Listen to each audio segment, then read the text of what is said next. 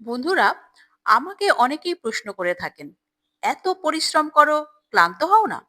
সত্যি কথা বলতে কি, আমি যখন ক্লান্ত হয়ে পড়ি তখন এইরকমই একটি সহজ সরল রেসিপি আমি বানিয়ে ফেলি এবং এটি খাওয়ার পর আবার সমস্ত ক্লান্তি দূর হয়ে যায়। বাই দ্য ওয়ে, আমি দীপালি, তোমরা দেখছো তোমাদের চ্যানেল মায়ের আদরে রান্না। আজকে আমি তোমাদের সঙ্গে শেয়ার করতে চলেছি ওয়ান পট মিল রেসিপি, অর্থাৎ টমেটো এবং পুদিনা পোলাও রেসিপি। তো দেখো, এর জন্য প্রথমে আমি কড়াতে দিয়ে দিয়েছি 2 চামচ সাদা তেল এবং 2 চামচ ঘি। সেটা গরম হয়ে যাওয়ার পর আমি ফোড়নে দিয়েছি 1 চামচ মৌরি, হাফ চামচ কালো সর্ষে, একটি তেজপাতা, দুটো দারচিনি, 3টে ছোট এলাচ, একটি বড় এলাচ এবং 4-5টি লবঙ্গ দিয়ে ফোড়নে দিয়ে আমি নাড়াচাড়া করার পর এর মধ্যে আমি দুটো মাঝারি সাইজের পেঁয়াজ কুচি দিয়ে দিয়েছি। তো সেটি আমি হালকা করে ভেজে নিচ্ছি এবং তার মধ্যে দিয়ে দিলাম আমি কয়েকটি কারি পাতা। কারি পাতার ফ্লেভারটা কিন্তু ভীষণই ভালো লাগবে এই পোলাওয়ের ক্ষেত্রে। পেঁয়াজটি ভাজা হতে থাকুক। দেখো, এর মধ্যে এরপর এই সময়ের মধ্যে আমি একটি মসলার পেস্ট বানিয়ে নিচ্ছি। তো এর মধ্যে আমি 4টি মাঝারি সাইজের টমেটো কুচি দিয়ে দিলাম, একটি বড় করেই আমি কেটেছি, এবং দিয়ে দিলাম 1 চামচ কাশ্মীরি লঙ্কার গুঁড়ো। সেটা দিয়ে কিন্তু আমি একটি পেস্ট বানিয়ে নেবো, একদম ফাইন পেস্ট। তো দেখো, আমাদের কিন্তু পেঁয়াজটা কিছুটা ভাজা হয়ে গেছে, পিঙ্কিশ ভাব চলে এসছে। তো এই স্টেজে আমি দিয়ে দিলাম 1 চামচ গ্রেট করা আদা এবং 1 চামচ গ্রেট করা রসুন। তোমরা চাইলে আদা এবং রসুন পেস্টও ব্যবহার করতে পারো। তো এটা আমাদের ততক্ষণ কষাতে হবে যতক্ষণ আদা এবং রসুনের কাঁচা গন্ধটা চলে যায়। তো দেখো, কাঁচা গন্ধ চলে যাওয়ার পর এরপর আমি দিয়ে দিলাম এখানে স্বাদ মতো 3টে লঙ্কার চিড়ে এবং টমেটোর যে পেস্ট আমি বানিয়ে রেখেছিলাম, তো সেটাই দিয়ে দিয়েছি। তোমরা ঝালটা তোমাদের টেস্ট অ্যাকর্ডিং ব্যবহার করতে পারো। এখানে তোমরা কিন্তু শুকনো লঙ্কা গুঁড়োও ব্যবহার করতে পারো।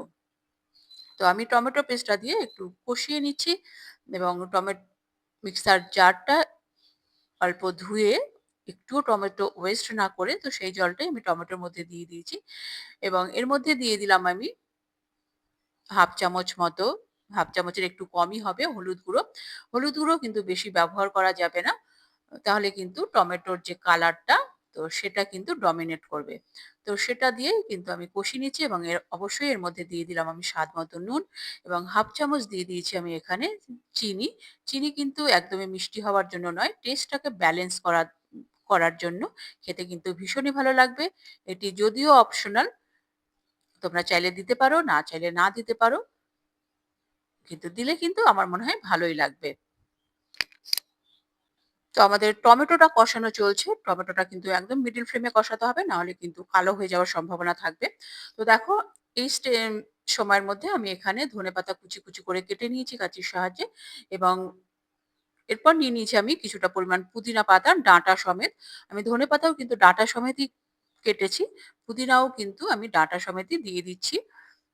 কুচি, কুচি করে কেটে ডাঁটা সমেত দিলে কিন্তু ফ্লেভারটা ভীষণই ভালো আসবে। পুদিনা পাতা অবশ্যই দেওয়ার চেষ্টা করবে। পুদিনার টেস্টটা কিন্তু এর টেস্টকে কয়েক গুণ বাড়িয়ে দেবে। তো দেখো, টমেটোটা কিন্তু অনেকটাই থিক হয়ে এসছে। তো এই স্টেজে আমি দিয়ে দিলাম ধনেপাতা এবং পুদিনা পাতা কুচি। তো সেটা দিয়ে আমি কিন্তু ভালো করে কষিয়ে নিচ্ছি। দেখো, টমেটোটা কিন্তু এই স্টেজ পর্যন্ত কষাতে হবে। একদম কিন্তু জলটা কিন্তু পুরোটাই শুকিয়ে যাবে এবং কড়া কিন্তু ছেড়ে দিয়েছে, তেলও রিলিজ হয়ে গেছে। তো আমাদের কিন্তু টমেটোটা কষানো হয়ে গেছে। তো এরপরে আমি দিয়ে দিচ্ছি এখানে 2 কাপ মতো জল। কারণ কি, এই কাপের মাপেই কিন্তু আমি চাল ব্যবহার করব। এই কাপের 1 কাপ আমি চাল নিয়েছি, সেইজন্য আমি এখানে এই কাপের 2 কাপ আমি গরম জল এখানে ব্যবহার করছি। চেষ্টা করবে গরম জল ব্যবহার করার, তাহলে কিন্তু স্বাদটা খুবই ভালো আসবে এবং কুকিং প্রসেস থেমে যাবে না। অথচ রান্নাটাও কিন্তু তাড়াতাড়ি হয়ে যাবে। তো আমি ঢেকে দিয়ে কিন্তু গ্রেভিটাকে একটু ফুটিয়ে নেব। দেখো, আমি চালটা দেখিয়ে দিচ্ছি। আমি কিন্তু 0.5 ঘন্টা মতো চালটা ভিজিয়ে রেখেছি। আমি কিন্তু এখানে ব্যবহার করেছি দেরাদুন রাইস। দেখতেই পাচ্ছ। এবারে কিন্তু এই জলটা আমি ঝরিয়ে নেব।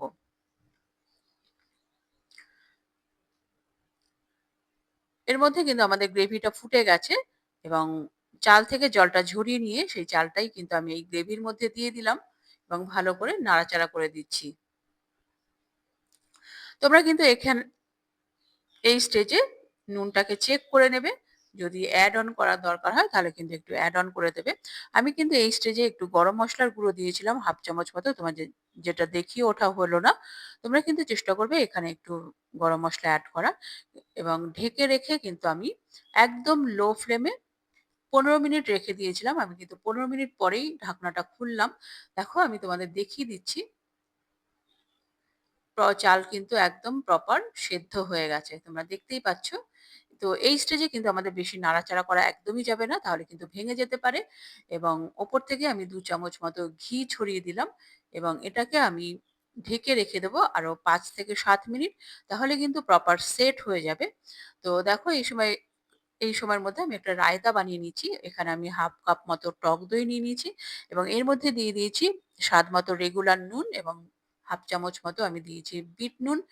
তো ভালো করে ফেটিয়ে নেওয়ার পর এর মধ্যে দিয়ে দিলাম কাঁচা লঙ্কা কুচি এবং শসা কুচি এবং ভাজা জিরের গুঁড়ো, কাশ্মীরি লঙ্কার গুঁড়ো এবং পুদিনা পাতা দিয়ে আমি ভালো করে দইয়ের সঙ্গে মিশিয়ে দিচ্ছি।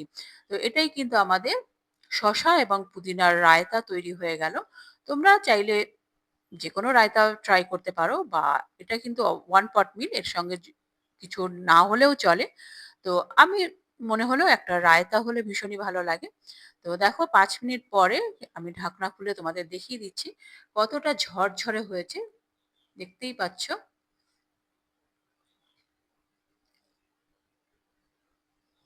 একটার গায়ে কিন্তু একটাও লেগে নেই এবং চালগুলো কিন্তু ভেঙে যায়নি। দেখতেই পাচ্ছ সব একদম গোটা, গোটা আছে।